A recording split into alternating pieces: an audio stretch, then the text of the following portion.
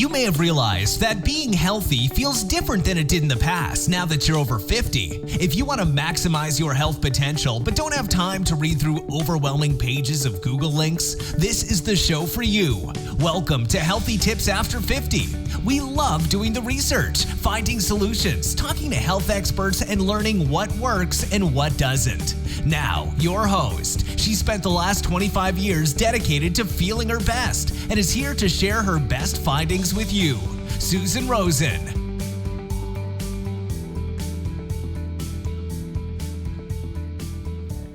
Hello, everyone. This is your host, Susan Rosen. Today, we are in the midst of the coronavirus COVID-19 pandemic, which is going across the whole world. And here in the U.S., we are still dealing with it, as well as here in California, where I am. And there's so much information out there about COVID-19 that I really didn't want to be doing my own spin on it, or really even talking about the specifics of it very much. There's just an overwhelming amount of information out there. What I wanted to talk about today is how we can make it through this and still be healthy. We need our health for a number of things, one of which is that the healthier we are, the better chance we have of making it through without catching the virus, or if we do, not having any long-term or even short-term issues from it. So what I thought I would talk about today, besides the fact that we all need to lower our stress and our worry, which I talked about a little bit in last week's podcast, actually quite a bit.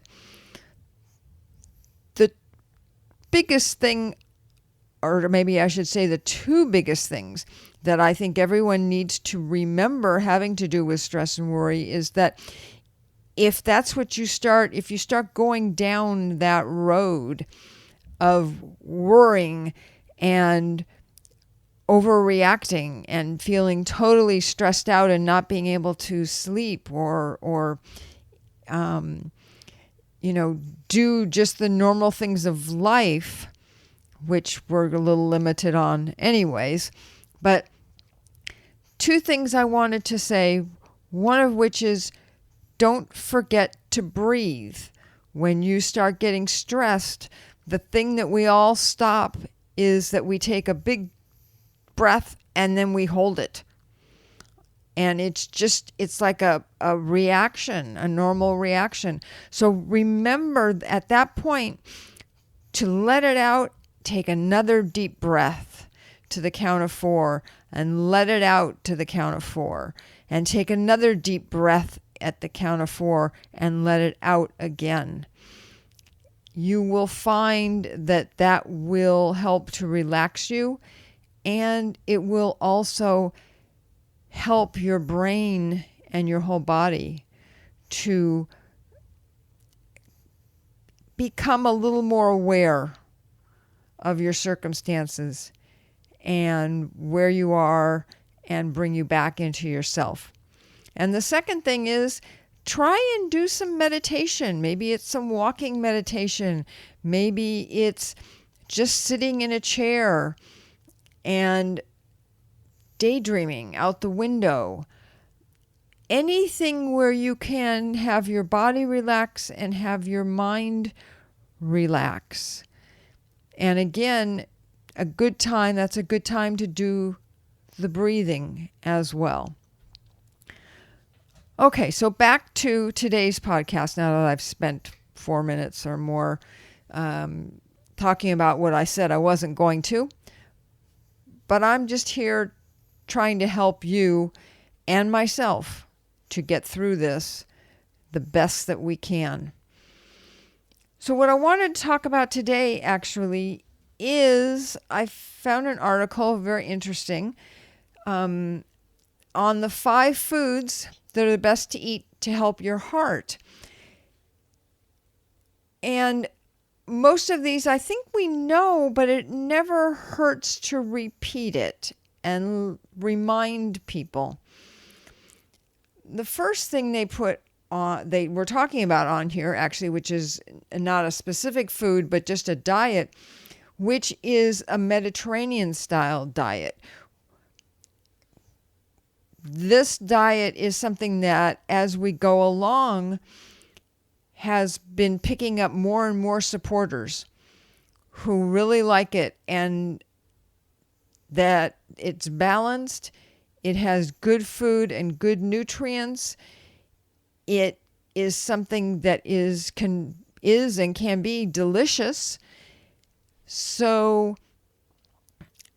but it doesn't have a lot of crap in it, which we all have a tendency to eat. But I hope that nobody who listens to my podcast does that. So the first thing that they talk about on there, the first food, is extra virgin olive oil. And extra virgin olive oil is wonderful because it has all of these great monounsaturated fatty acids in it. You can use it on all kinds of vegetables, in salad dressing. I make my own salad dressing, and that's what I use very easily. Just some red wine vinegar, olive oil, and Dijon mustard, and you're done. So it's about, I don't know, a quarter maybe to of vinegar and 3/4 olive oil, and then as much Dijon mustard as you want in it. Shake it all up. It's wonderful. I love it. Okay, so back to just the plain extra virgin olive oil. It will help you lower your bad LDL cholesterol. And it has antioxidants, which prevents damage by the free radicals that can harm your cells. And that includes the ones that are in your arteries, which is very important. Because once those arterial walls get damaged, then it can start getting fatty deposits on it, sticking to it. And that's how you get plaque in your blood vessels. So in this article, they are talking about substituting olive oil for unhealthy saturated fats, such as butter. I personally think butter has some good to it as well, but I would agree with them that the olive oil is better. One of the things that they talk about, though, and I totally agree with this, is to actually, they say to avoid heat and chemical processing during bottling. That's why you should go for the extra virgin olive oil.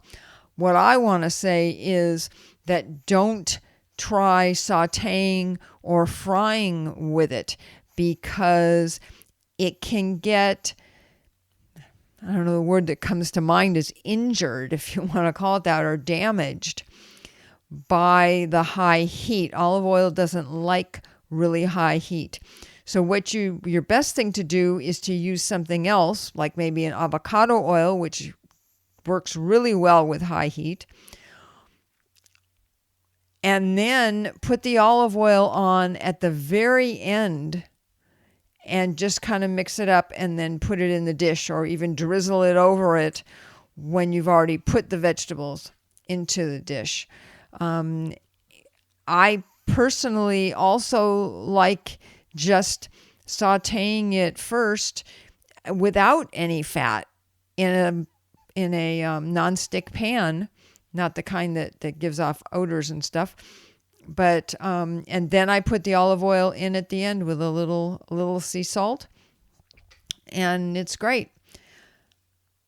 Number 2, they talked about mixed nuts, and what they're talking about here is not a lot, but essentially taking a handful and have it be different kinds of nuts, because they all do some different, have different fats and protein and fiber in them, and they're very nutrient dense. So you don't need a lot of them in order to get a good dose of all of these good things for you. Okay, number 3 is fatty fish, which is just like the olive oil and to a certain degree the mixed nuts, a healthy fat. And that's why you can eat things like tuna, salmon, trout, mackerel. I would also probably put in there, I can't think what they're called, sardines. You obviously don't want to eat tuna a lot because it can have a lot of mercury in it. So I would go for the salmon, especially if you're going with canned. Stop saying Susan. Okay. There is a lot of omega-3 fatty acids that are in these fish, which can help you in not getting damaging inflammation into your body.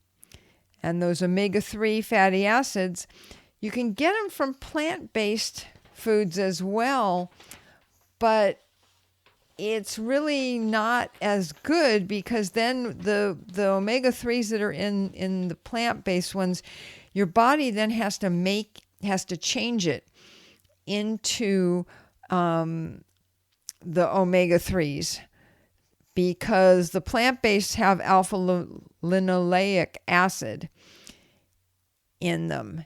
And that's what your body then tries to change into the omega-3s. And if your body is if it's not very good at switching it and converting it, then you're not going to get the omega-3s.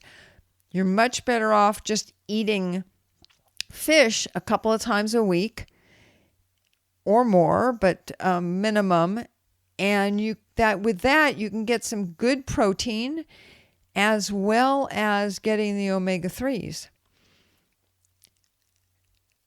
Number 4 on their list is something which I've never actually seen anybody call it this. It's Roygbiv. I don't know. It's just a bunch of initials, which is ROYGBV as in Victor. And it stands for red, orange, yellow, green, blue, and violet, which turns out are all the colors of the visible light spectrum, like you would see if you're looking at a rainbow. But they are using it as a way to remember how to choose vegetables and fruits. And what they're trying to get across in here is that you want to get as many different colors as possible into your daily diet, which is something that I know, and I'm not real good about that, mostly because I'm kind of limited on the vegetables. I'm not I love certain vegetables, but there are other things that are just like, I don't think so. So most of the ones I like are green, asparagus and broccoli and Brussels sprouts, green beans. Well, you get the idea. Okay.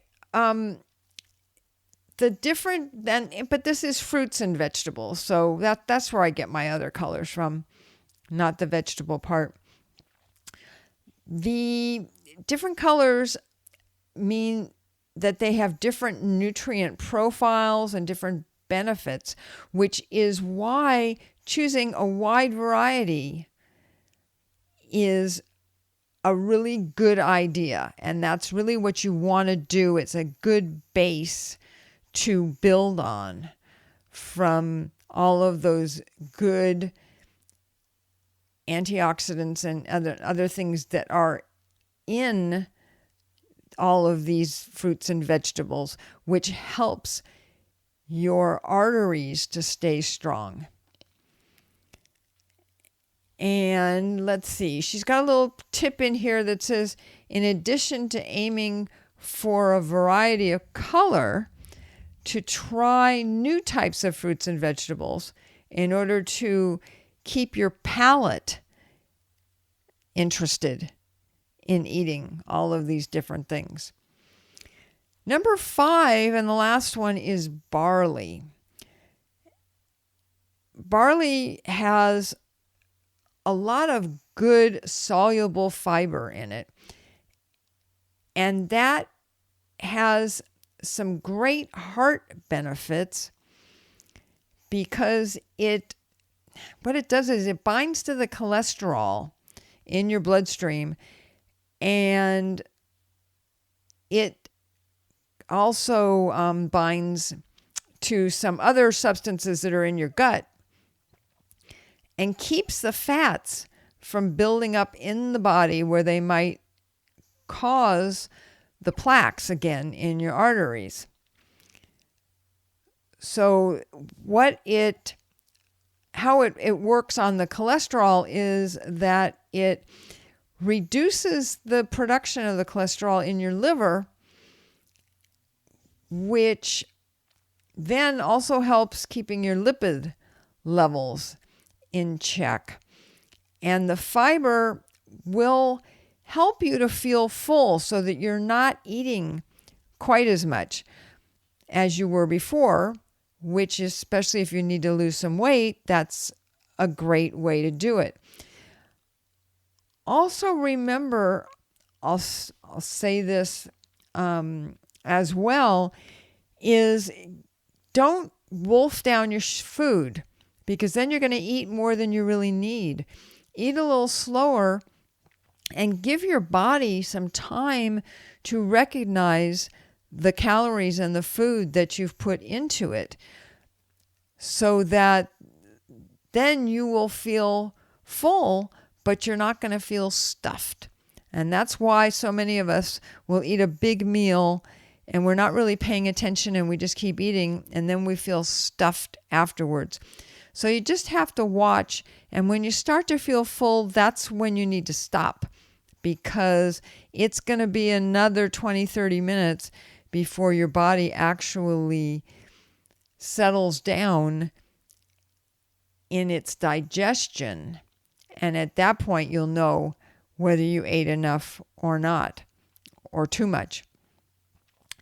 They also talk about other grains that are similar to barley with the same soluble fiber, and also about beans being a good non-grain option, because they, besides having the fiber benefit, are also high in protein, which they suggest you might want to swap out your meat in your dinners once or twice a week and use beans instead. And their tip on this is to pre-cook your grains like the barley and rice and keep them in the fridge or in the freezer already cooked. So then all you have to do is pull them out and put them into your dish. So I think that's a great idea, especially if, well, obviously not right now, but although for some of you, I guess maybe it is. But if you are busy with work, maybe you're busy with kids or your parents or things for yourself. Maybe you've gone back to school. I don't know. There could be any number of reasons, and you just don't have a lot of time on your hands to cook. So the more of these things that you can do in larger batches and then they can be for 5 or 6 or 7 dinners or lunches. Then you're getting really good, nutritious food. And at the same time, you're not having to spend a lot of time doing it. So you're not going to be going for the McDonald's hamburgers and just a sandwich out of the fridge. Okay, that is it for this. One of the other things that they throw in this article also is that for your heart, which is what all these foods are good for, among other things, that you really need to get some regular exercise, get out there and get some physical activity. Because if you don't do that, your heart is a muscle and you need to exercise it. And you can only do that by going out and exercising your body and making your heart beat stronger and push that blood out there by running or walking fast or walking up and down stairs. There's a lot of different things that you can do that will help your heart to become healthy and last longer, for lack of a better word. Okay, so I think that's about it. I'm afraid I know I threw out there about the beans. I can't help you much on that. Beans are not something that I particularly like, and I've never made them myself. So, but I'm sure it's very easy to do. My mother used to make a lot of chili beans. That was one of her signature dishes that everyone loved. So it's very, very good for you. The fiber in it is excellent. And if you like them, by all means, go for it. And I don't think they're real difficult to cook. I think they just take a while. So with that, I will end today's podcast, and I will say that I am not a doctor, and nothing in this podcast should be construed as medical advice. If you have any medical issues, please go to your own physician and get yourself looked at and checked, and whatever it is, get it taken care of. So let's see, what else? There was something else. If you would like to go to the website and sign up for my emails, that would be great. I am still working with my email provider, and they are helping me to clean up my list because the spammers just love my site. So, but you won't get lost in that. Please don't think that you will. And I am still planning on getting my blog up and going. There's just all of these other things on my website that I'm trying to fix, as well as getting my coaching started. I would also throw out there that especially during this time with the COVID-19, I am offering free sessions, half an hour or an hour session to talk and help you if you are having some particular issues in dealing with all of this stress and strain that is happening with the COVID-19. And I am doing this because I want to serve and I want to help people. And I'm not trying to do this, to start making some money off of it. I just want to be of service. So again, you can, if you're on Facebook, you can private message me. You can go to the Healthy Tips After 50 page and leave a message in there just asking me to get back to you, and we can figure this out. Otherwise, send me a message or a comment on my website, and I will definitely get back to you. Okay, so that's it for today and for this week, and I will be talking to all of you next week. This has been Healthy Tips After 50 with Susan Rosen. To stay on the cutting edge of the most effective health strategies, subscribe to this podcast and let us know what you thought of the show with a comment or like on iTunes. Visit healthytipsafter50.com for this episode's show notes, more resources, and free offers.